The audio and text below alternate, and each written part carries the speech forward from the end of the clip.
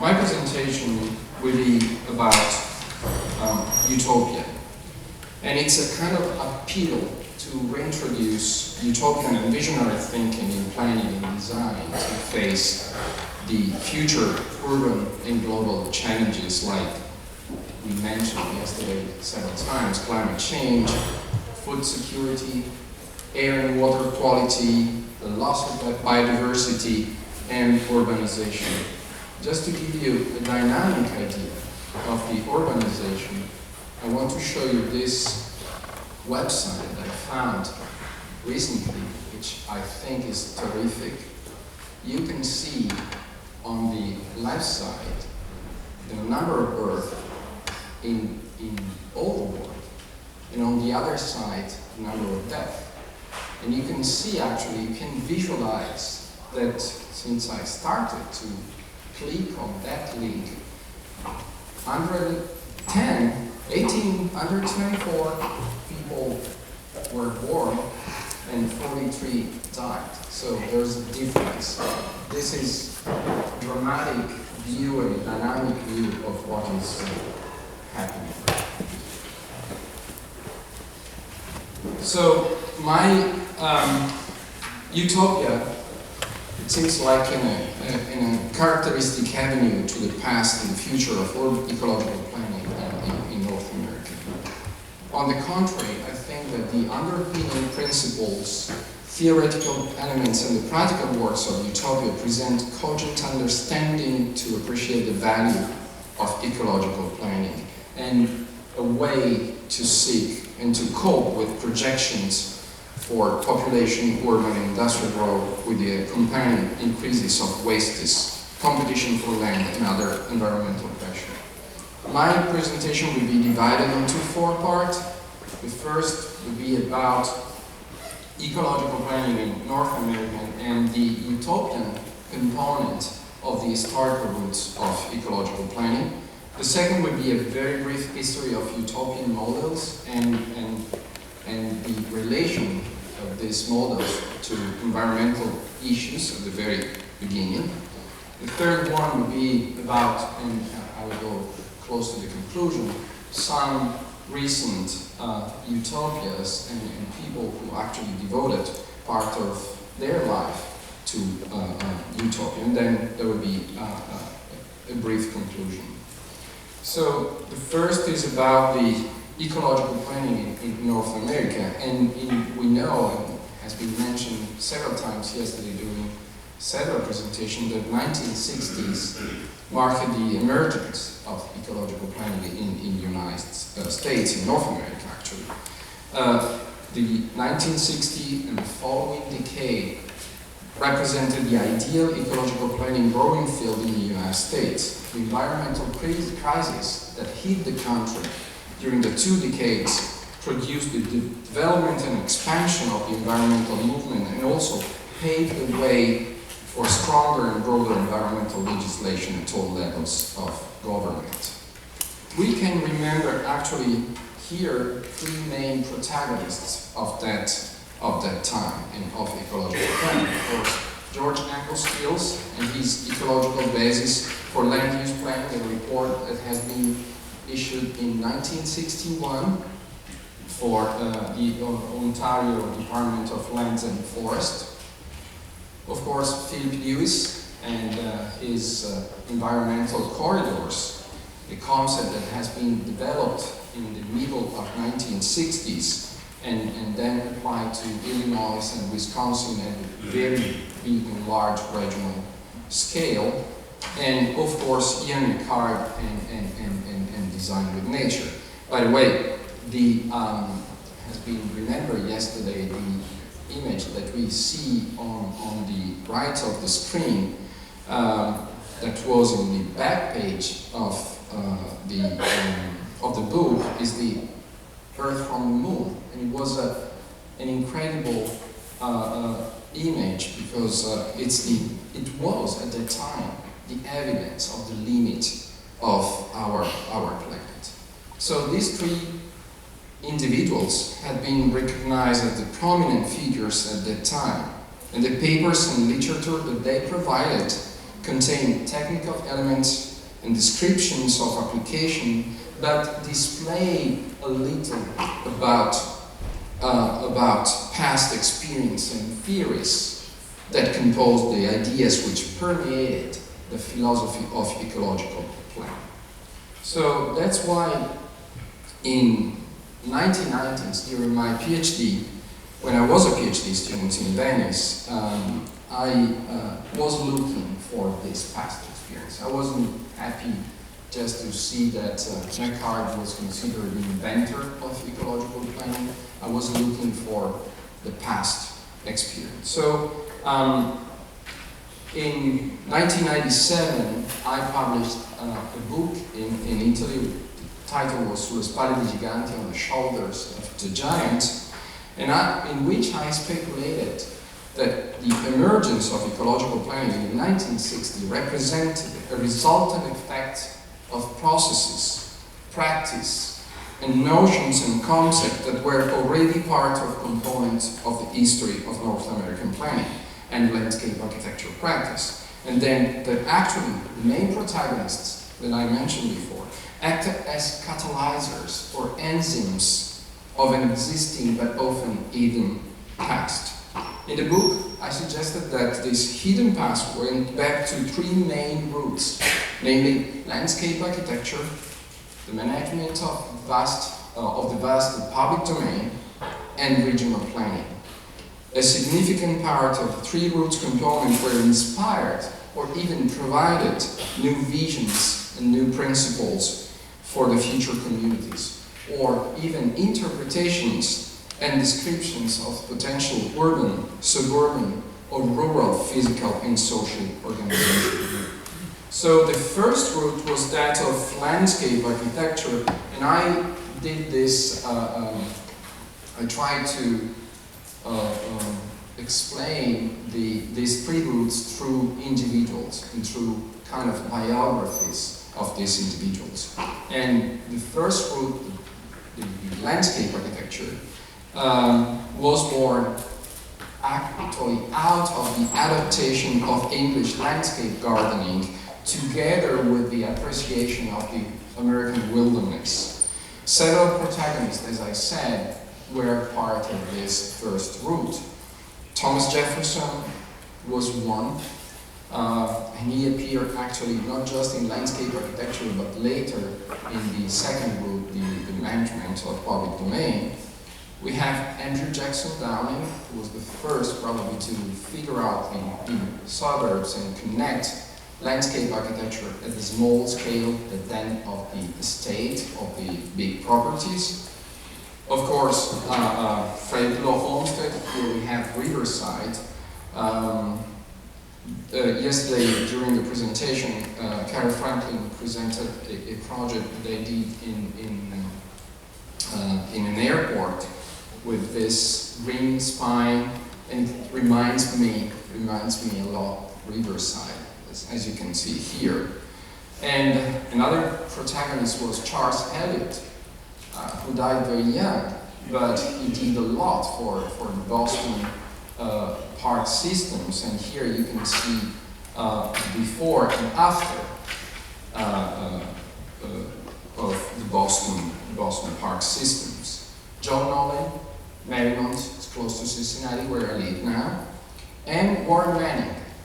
All this shaped these processes, and these protagonists can be recognized as the major founders of professional landscape architecture and as the ones to have assembled its toolbox of scientific knowledge, historic references, and ethical and methodological principles. Landscape architects as well as urban planners, which became a separate discipline in the first part of the 20th century, and ecological environmental planners continue to use these tools, which are considered to be the building blocks of the professional cultural pattern. So the second route is that of the analysis and management of the public domain. Again, here other individuals, other protagonists were the component of this route. George Perkin Marsh, Man in Nature. John Wesley Powell, Report on the Arid Region. Gifford Pinchot, the founder of the Forest Service, John Moore, Alva Leopold, and others played important roles in this formative process of this important effort. These individuals, in one way or the other, provided technical guidelines and approaches to how the natural environment can be conserved and optimized. They also suggest an applied scientific approach to the management of land that are still effective. Some of these, of course, didn't work, like John Wesley Powell report on arid region, who he actually provided a different way to consider the grid system, the Jeffersonian grid system, especially in those in that region. So, but all these components, scientific components, are still effective in the four main agencies that actually manage the vast public domain, developed year after years of acquisitions.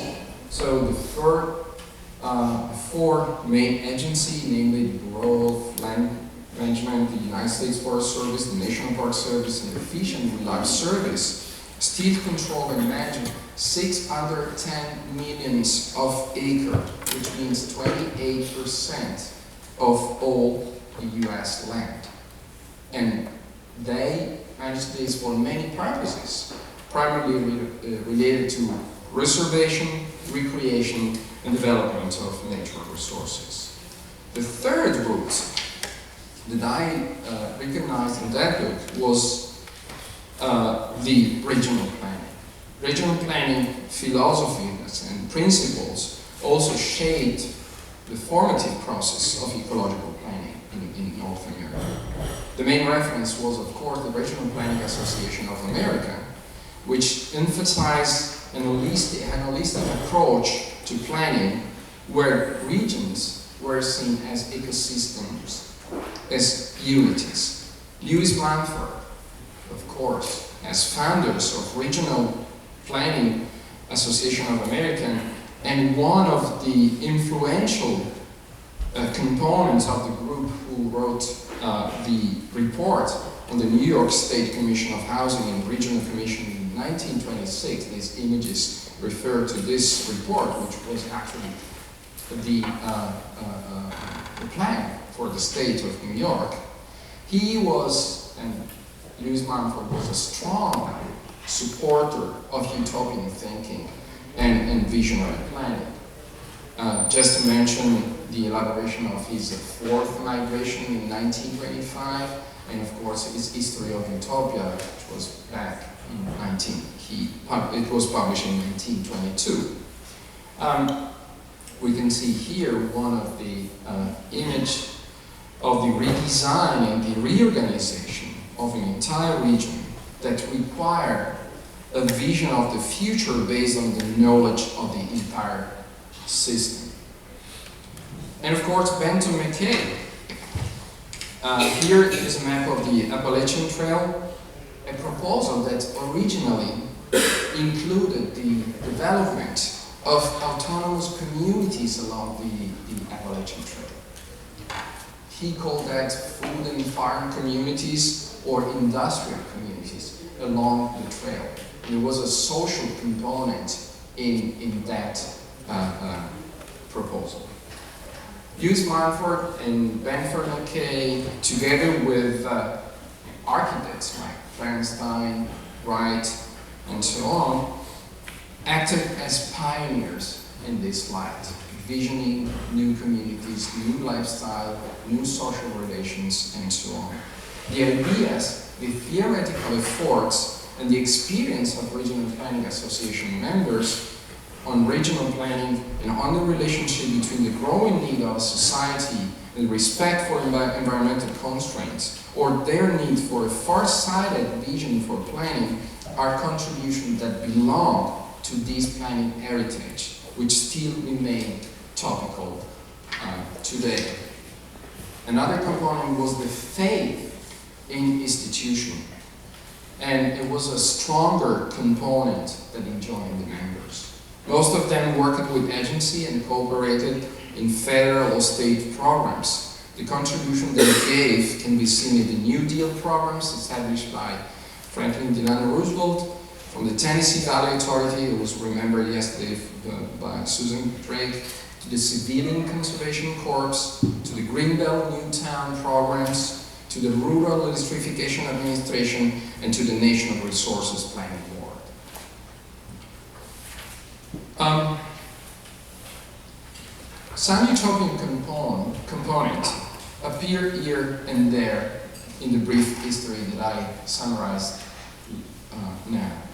New communities, new lifestyles, new towns, and new use of land from cities to region were the outcomes of this enlightened mind who figured out how to face the problem of their ages. Searching for solutions for environmental and social problems and proposals of possible state of the future in support of activities and good living. This is Mumford words. The challenge of urban pollution, social disparities, natural resource depletion, and water and air quality that increased after the advent and the consolidation of industrial age in Europe as well in North America all inspired new urban visionings and utopias. Most of them were concentrated between the end of the 18th century and the beginning of the 19th century. Such utopian conceptualization combined an understanding of the transformation of urban space and the social dynamics. Specifically, such visioning related to a belief that design, architecture, and planning must also relate to social and political dimension of urban life and culture.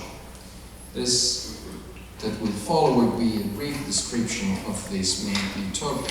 And of course, the first one, which was actually the very first one, yesterday, and Winston Spur remembered Plato and Aristotle, and so the very first, let's say, reorganization and thinking of the society came back to them. But we cannot forget Thomas More, and who coined, actually, the term utopia, which means no place, in 1516. And he depicted an imaginary society of a different political dispensation that focuses on mitigating the social problems of the society. Such vision is representative of the pursuit of an ideal society, a society that represents the public interest of cities, a desire for a good society, and a vision for a better way of life.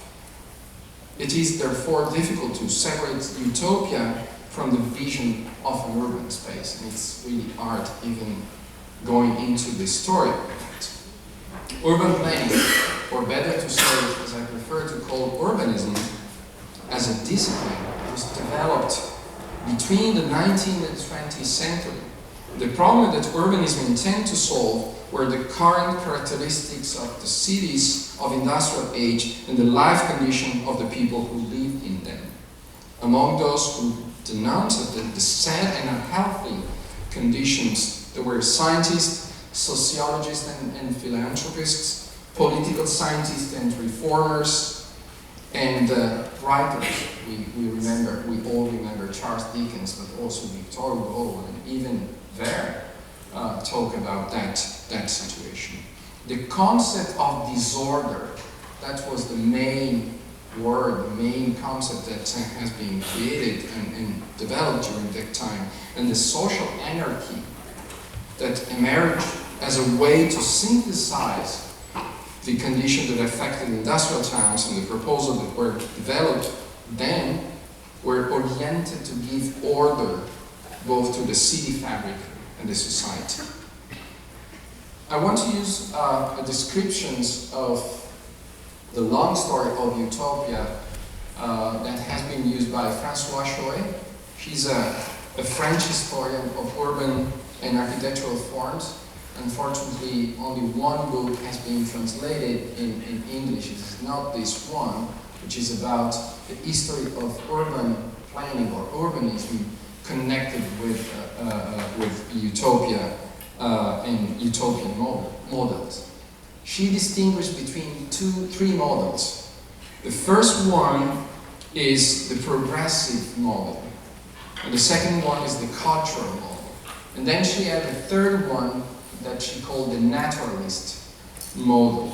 So the progressive models is connected with the proposal of Robert Owen, and here you have a picture of New Lanark, or Charles Fourier and the phalanx there. And this model actually was also adopted in North America. This is a map of the phalanx divided into farms and lots for sale. This map is 1855, and you can see the transport to New York as an inset on the right corner, top corner of the map. Benjamin Ward Richardson, who proposed Hygeia, which means the city of health, where green and green spaces are required in this proposal because of the health communities and the healthiness. And the author actually, according to him, the perfection of sanitary results would be approached, if not actually realized, in the coexistence of the lowest possible general mortality with the highest possible individual longevity. That was his proverb. Utopian communities found in America, especially in North America, the ideal place to proliferate. Here is a combination of several maps that have been created by Dolores Aiden in 1976 in her book about Utopia. And you can see the transformation, the location of more than 100 utopian communities in North America from 1663 to 1860s. Most of these communities had religious inclinations, such as the Shakers, the Mormons, the Fourierists, the Perfectionists, the Inspirationalists, the Union Colonialists. And these utopian visionaries, mainly from Europe, Sweden, France, England, Scotland, saw North America as a potential paradise, a place where to create their own community. Like Etienne Cabet, who actually, with a small group of his disciples, founded a short-lived community in Nauvoo. I think that is in Illinois. I think that Nauvoo, N-A-U-V-O-O, is an English transliteration of nouveau, new. Nouveau is a French word for new, so I guess that was that. Or maybe it was an Indian American word, I don't know, but I think it was more. Anyway, this is the plaque in memory of these French Icarians that was posed in 1992, and you can see they spent the first half of 19th century there in order to create this community. We also have, and cannot forget, Proudhon, Pierre-Joseph Proudhon, who envisioned France as a big garden scattered with wood. Again, another utopia that was big and huge and contained environmental components, and it was not just for a small community but for the whole nation. Most of the utopian thinkers, the human beings, and this was actually a problem for the progressive model, as needs that can be scientifically deducted. Science and other techniques combined with rational thinker offer, according to them, a framework to define the basic necessities of individuals and subsequently to build solutions that are universally worth.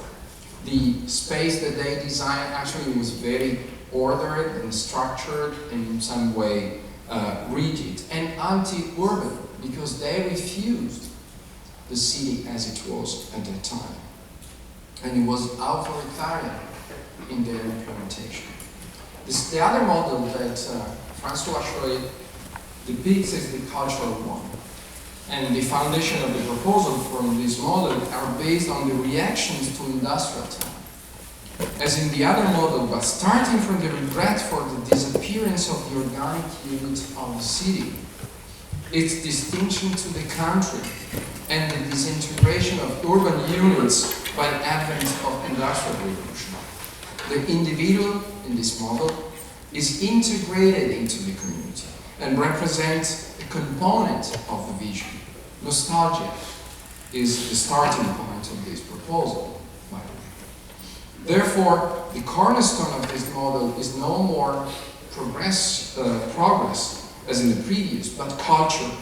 And in the cultural model, the prevalence of material needs will disappear in the face of the spiritual needs.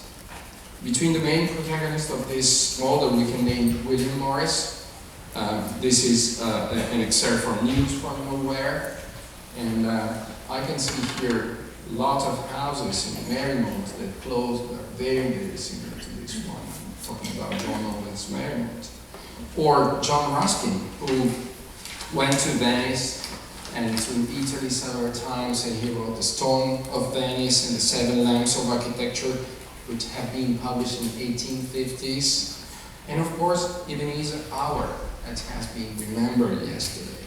In Tomorrow, A Peaceful Path for Real Reform, 1898, so the end of the 19th century, he stated that town and country must be married.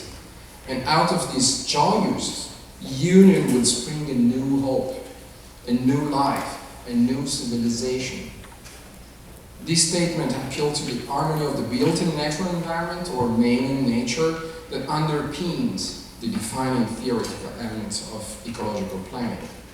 His utopia also emphasized the social transformation and equity in access to economic and productive resources. Here is another famous image of Ebenezer Howard and the Letchworth Garden City, which was designed by Raymond Unwin, was based on this and built in the first decade of the 20th century. And other examples in the United States are Reston in Virginia, again presented yesterday, and Columbia in Maryland. The third model that Francois Choy described is the naturalist one. The main protagonist, and actually the only one that she considered in this model, is Frank Lloyd Wright and his Broadacre City. He designed Broadacre City as a model in the 1930s, but actually he worked on that till the end of his life. He rejected, through Broadacre City, the industrial city that alienates the individual in an artificial environment. Only the contact, he said, and the integration with nature and rural life can allow for an harmonious development of the person as a whole. Architecture and the city itself are subordinate to nature and topography. Wright's vision of utopia is the dynamic connections drawn with the natural environment or the countryside. And of course, Broadacre City places emphasis on man's natural environment. Wright's utopia was unique in one sense. Urban and rural merge into a coherent harmony that optimizes the potential of the two different landscapes without marked emphasis on either of the two components of this dichotomy. Nonetheless, the Broadacre City is not a plan for a return to a subsistence economy, but a vision for a machine age. The art of future, to Wright, would be the expression of the individual artist through the thousand powers of the machine doing all things that the individual worker cannot do. And the creative artist is the man that controls all this and understands this. And this, of course, remind Le Corbusier, who also believed in the opportunity of the machine age. He intimated that cities should have an environment in which humans, nature, and the machine would be reconciled. Le Corbusier proposed densification, concentration, and building vertically within the built environment in high-rise buildings, interspersed with parks and gardens. And this is the image of the gradient city, or the model city that we can see here, the Ville Radieuse. Le Corbusier aims was a society in which both cooperation and individualism could find simultaneous expression. His vision was thus to create a whole new environment in which the techniques of industrializations serve the citizen in his daily life. Then a disorder will cease. I remember you at the very beginning that disorder was the term that appeared in Utopian first drawing, first vision. So cities, therefore, no longer need to exclude nature as an alien presence. Rather, it seeks out the green city as a necessary counterpart to itself. So let's go to some more recent utopian, and approaching the conclusion, we need, or I felt the need actually to ask myself, what's the role and value of utopia nowadays? If we simply look at this very, very, very synthesized description of the policies, we can divide, according to Paulo Pino, in 4 generations the environmental policies. And now we are in the 4th one: climate change, over-urbanization, food security, and so on. And we can see, if we go from the first to the last, the 4th actually, that we see that we as planners, designers, and landscape architects are increasingly involved in this. The challenge of climate change and the over-urbanization ask us a different approach. We need to think out of the ordinary, out of the box. As planners and designers, we need to adopt, together with the most refined scientific knowledge of visionary and utopian thinking, in the same ways it was done to answer the challenge of the incoming industrial age more than 200 years ago. Few examples can help to better understand. Of course, Paolo Soleri and these visions of a city for millions of inhabitants, a kind of single building for, you can read actually, 2,400,000 plus 6 million people, so 8 million in just one building. I can imagine the meetings and how to divide expenses. It's just crazy. Or try to find the bells. You know. Anyway. Yeah. Good point, everything. Anyway, so this futuristic vision, he also, I wasn't able to find this, but I remember that during a lecture that he gave at the Politecnico di Milano a few years before he died, he also presented a futuristic vision of a city on satellites that goes around the Earth. So these futuristic visions were combined with ecological principles that he applied in Cassanti and in Arcosanti that would bring to a total rethinking of the urban systems, and also to regional and international systems. Here is the ecumonopoly, a combination of Canada, Mexico, and the United States all together with different components in that. A large radiant city, a large Ville Radieuse at the international scale.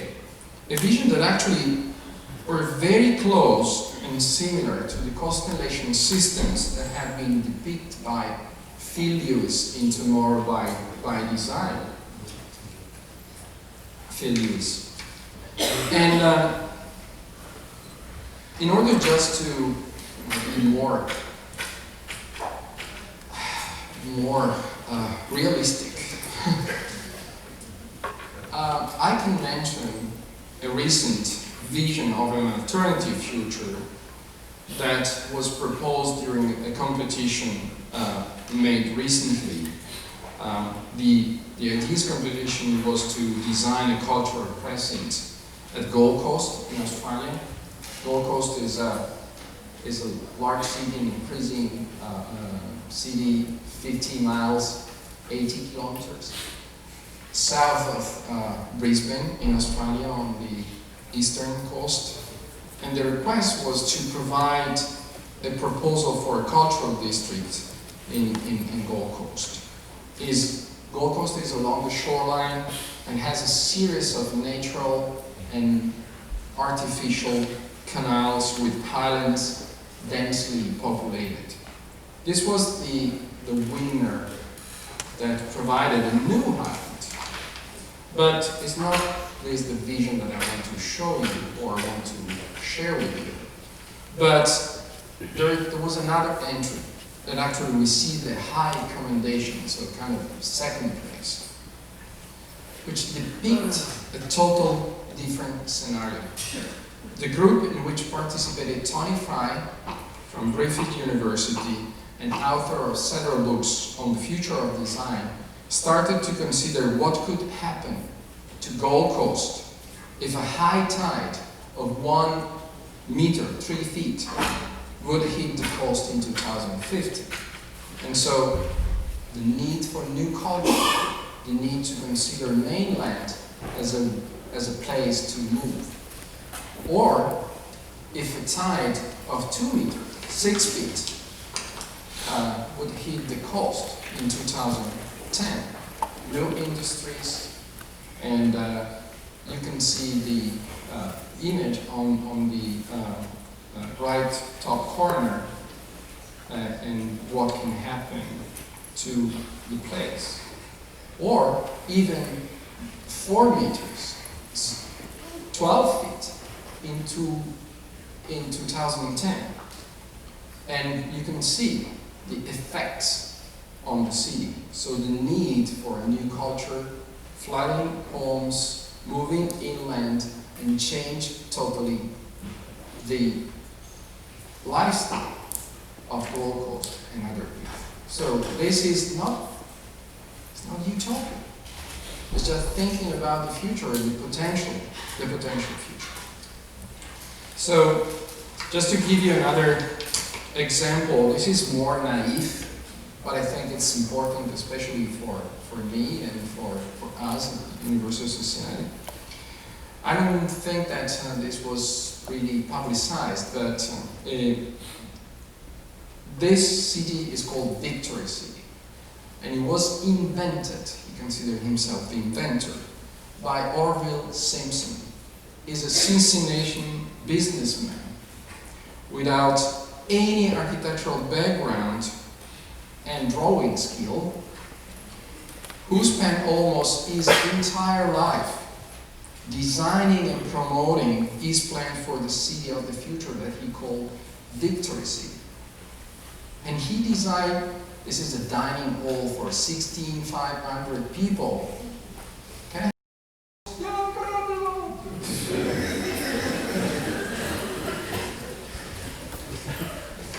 Or a greenhouse, again, big, huge.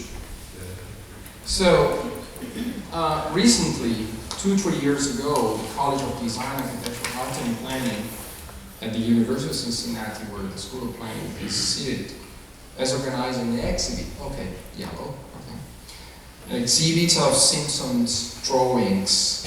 Now all these drawings are owned by Deb, and we hope to use his legacy to develop a center for urban future at the College of Dev at the University of Cincinnati. So I go to the conclusion, of course, with like Mr. Fowler, you never change things by fighting the existing reality. To change something, build a new model that makes the existing model obsolete. So my conclusion actually is that in order to face the new problems, we need to return to figure out ideal cities or ideal society, maybe in a different way that has been done in the Renaissance when Sforzinda, this one by Fioretti, was designed, or those in the Utopian age. And here are some other ideal cities according to, this is Palmanova or Sabioneta that we did.